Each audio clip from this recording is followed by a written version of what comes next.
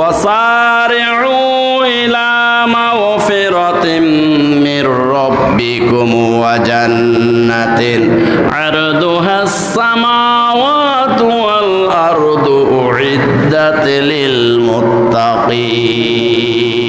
সূরা আলে ইমরান আয়াত 133। আল্লাহ রাব্বুল আলামিন বলেন ওয়াসারিউ ইলা মাগফিরাতিম মির রাব্বিকুম, ও আমার বান্দারা শোনো শোনো, ওয়াসারিউ ইলা মাগফিরাতিন মির রাব্বিকুম, তোমাদের রবের ক্ষমার দিকে, তোমাদের আল্লাহর ক্ষমার দিকে তোমরা দৌড়াইয়া আসো। বসে আছো কেন? এই বসে আছো কেন? এই শাবান মাস এসে গেছে, শাবান মাসের পরে রমজান শুরু হয়ে যাবে, রহমত মাগফিরাত নাজাতের মাস শুরু হয়ে যাবে।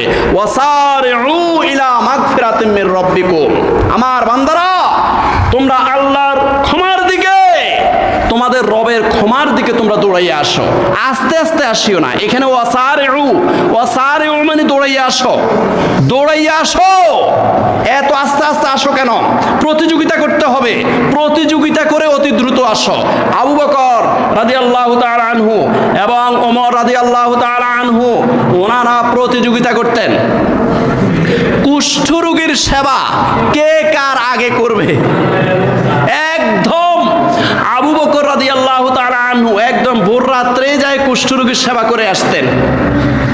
ওনার জন্য গরম পানি করতেন, গরম পানি করে ওই গরম পানির মধ্যে নেকড়া চুবাইয়া চুবাইয়া কুষ্ঠ রোগীর সমস্ত দেহ পরিষ্কার করে নরম করে পায়েস রান্না করে খাওয়াই আসতেন। সুবহানাল্লাহ বলেন। ওমর রাদিয়াল্লাহু তাআলা আনহু বললেন, কে জানি এই কুষ্ঠ রোগীর সেবা করে, আমি আজকে তাড়াতাড়ি করব। ওমর রাদিয়াল্লাহু তাআলা আনহু চলে গেলেন, একদম ফজরের নামাজ পড়ে চলে গেলেন, আর লেট করে নাই। যাই বলতেছে, ভাই আমি আজকে আপনার সেবা করব। এখন কুষ্ঠ রোগীকে আস্তে করে বসাইতে লেগেছে। কুষ্ঠ রোগী বলল, ভাই আস্তে আস্তে আস্তে আস্তে আস্তে, আমাকে এমন এক ব্যক্তি খুব ভোর রাত্রে এসে আমার সেবা করে যায়, উনি খুব আস্তে করে ধীরে ধীরে মোলায়েম করে আমাকে এত সুন্দর করে বসায়, আমি কোনো ব্যথা পাই না। সুবহানাল্লাহ। তো ওমর রাদিয়াল্লাহু তাআলা বললেন, তোমার কি সেবা হয়ে গেছে? হ্যাঁ।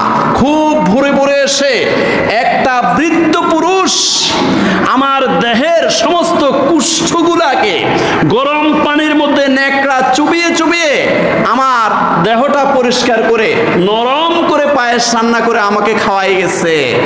এখন ওমর রাদিয়াল্লাহু তাআলা আনহুর অন্তরের মধ্যে একটা কিউরিওসিটি